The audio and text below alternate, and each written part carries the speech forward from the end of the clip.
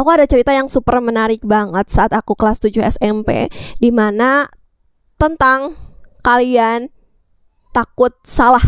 Intinya kamu takut salah, artinya kamu gak mau belajar. Dan aku dapat arti tersebut dari cerita ini. Dulu pas kelas 7, aku punya guru yang dikenal vibes-nya itu tegas banget. Kalau misalkan orang-orang bilang ini kayak guru killer. Beliau tegas banget, beliau berkarisma, dan setiap mata pelajaran beliau semua anak jadi kayak senyap. Dan saat itu aku gak punya tuh definisi takut salah. Aku gak ngerti apa itu takut salah. Aku gak ngerti apa itu malu kalau misalkan salah dari mencoba. Akhirnya aku maju selalu ketika lagi dikasih tugas. Kayak kamu disuruh ngerjain tugas yang ada di papan tulis, kamu tulis di buku kamu, di buku tulis masing-masing. Terus kalau misalkan sudah selesai, kamu boleh coba kedepanin, keibuin untuk dicek. Aku beberapa kali bolak-balik, dan itu yang dinotis oleh ibu bahwa oh, Fahla ternyata gak takut salah ya. Dia mau belajar dan dia mau coba. Saat itulah aku dapat pengertian bahwa tidak takut salah atau mau terus mencoba dalam belajar adalah sesuatu hal yang bagus, sesuatu hal yang baik. Dan yang kalian perlu tahu, banyak banget nih orang lain yang pengen atau ngerasa takut salah itu atau gak mau nyoba karena dia pengen selalu kelihatan bener. Padahal salah itu kan bagian dari belajar. Kita bisa tahu hal baru dari apa yang atau kesalahan yang sudah kita lakukan. Gak mesti selalu bener, apalagi di suatu percobaan yang pertama gitu. Aku malah ngerasa dihargai nih karena mau nyoba. Dan itu terbukti dari apa yang beliau sampaikan. Beliau menghargai aku bukan karena aku selalu benar, hasilnya selalu benar dalam mencoba, tapi karena aku mau terus belajar. Aku kelihatan mau belajar, aku kelihatan mau berusaha, aku kelihatan mau untuk bisa.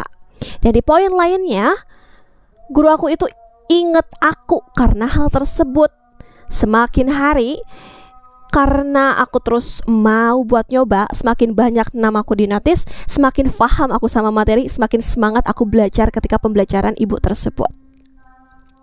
Dan sampai di puncaknya adalah akhirnya aku ngerasa mungkin anak ini mau terus belajar ya dalam hal A, B, C, dan D. Ada saat dimana pembelajaran matematika itu malah diisi oleh aku yang ngadongeng Sunda. Kalau yang pernah nonton video sebelumnya, kalian tahu deh apa yang aku omongin saat ini.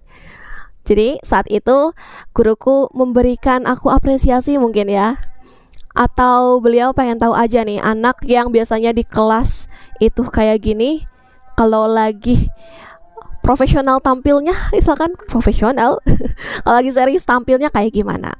Nah akhirnya saat itu aku tampil di kelas.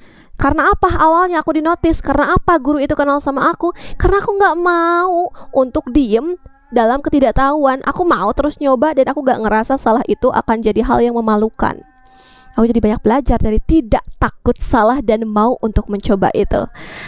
Dan juga mungkin teman-teman di sini ada yang ngerasa pandangan orang lain penting banget sehingga kebiasaan kalian itu jadi nomor 2 atau nomor sekian. No, kita harus menghilangkan perasaan tersebut. Nyobanya pelan-pelan aja. Gak perlu yang kelihatan sama orang lain terus, gak perlu mikirin orang lain terus.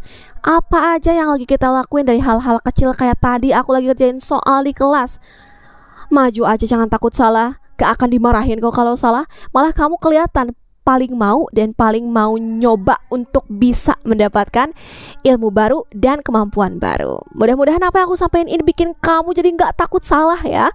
Oke, dan kalau kamu suka sama topik-topik kayak gini, tolong untuk di like video ini. Dan juga jangan lupa komen kalau kamu punya hal yang ingin kamu sharingkan atau pertanyaan lainnya mungkin, atau request konten buat aku.